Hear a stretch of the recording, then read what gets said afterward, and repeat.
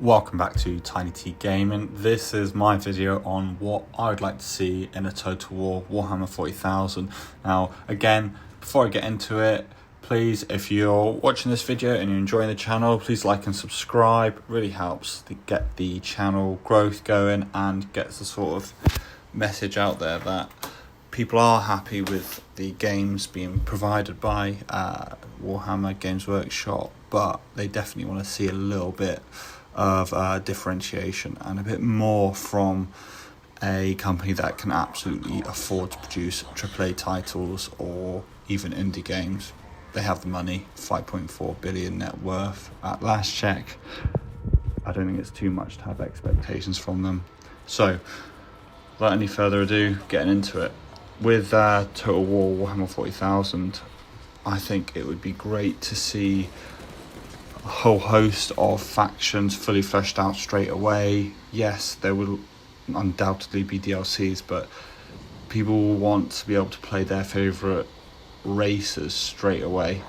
It's all well and good saying, well, the White Scars might be a DLC for some reason, but if you can't play Space Marine straight away, that'd be ridiculous anyway. But you can't play Imperial Guard straight away. Well, what about the Guard players or the Tau, Orcs, Dark Eldar, Chaos, but not just Chaos, like having the ability to play as Mortal Chaos Worshippers or Chaos Space Marines, etc., etc., Renegades, Pirates, whatever. It'd be good to have an example from each race so that you can have that different playstyle straight away.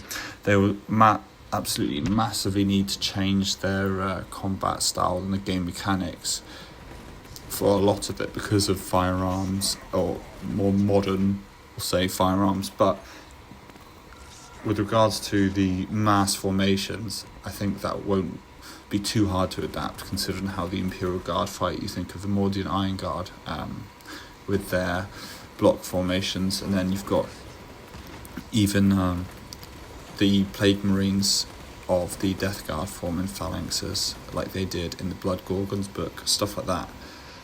It's absolutely doable. I think as well they could absolutely have space battles and planetary assaults. They could have so many things put in. So Space Hulk clearances, that'd be so good if you had like maybe the first company of a Space Marine chapter and they've been your Space Marine chapter and you've done your best to keep them as up to strength as possible, but you have to carry out the mission with whatever you've got. So you've got your first company veterans in Terminator armour, and that amount is not down to some preset requirement for the mission or the campaign. It's just what you have. So if you've lost suits of Terminator armor in battle, you've not got any that are repaired enough, or your chapter is struggling, then you're going to go in with less. You're going to potentially utilize regular line battle companies, etc. Like, there's so much they could do, and then you could have full vast armadas of the Imperial Navy, the Elder Craft Worlds, things like that. Or you could have a campaign of the 13th Black Crusade where you either play as one of Abdon's lieutenants, or you play as a Space Marine commander, whatever, Imperial Guard general. That would be your standpoint anyway, and then you have whatever units are under your command, and then eventually Cadia falls, and then you have to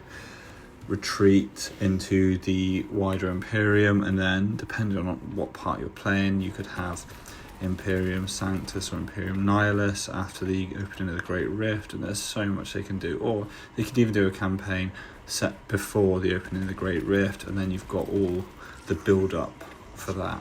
I really think there's so much they can do with it, and I know the mechanics are going to be a struggle with a lot of it because small squad based tactics isn't something that Total War have implemented effectively really at all.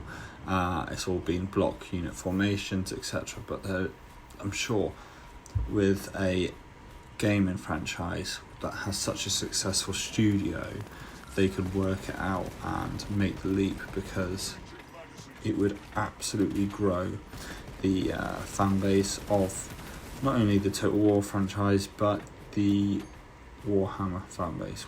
It would be so good to have more people interested in it. If more people are interested in it or buying things into the Warhammer market, it means the company will only grow, and then you will get more products. And if you're like a lifelong die-hard fan like I am, you'll absolutely see more of what you want. And obviously not all these games are going to be what people want. A lot of people have said that a Warhammer 40,000 Total War wouldn't work at all. They shouldn't attempt it. They should just focus on their historical games or their Total War Warhammer, the old world games. You know, that's all well and good, but there's no harm in trying.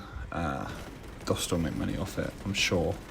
I am absolutely sure. And then with all of the fallout of Total War Warhammer 3 having not such a good launch, I believe they could absolutely learn from that and then make sure that the game is full. As I mentioned earlier in the video, it's a full game with plenty of factions, fleshed out, not needing DLCs, blood and gore put in straight away. You don't need a DLC to be an add-on for blood and gore.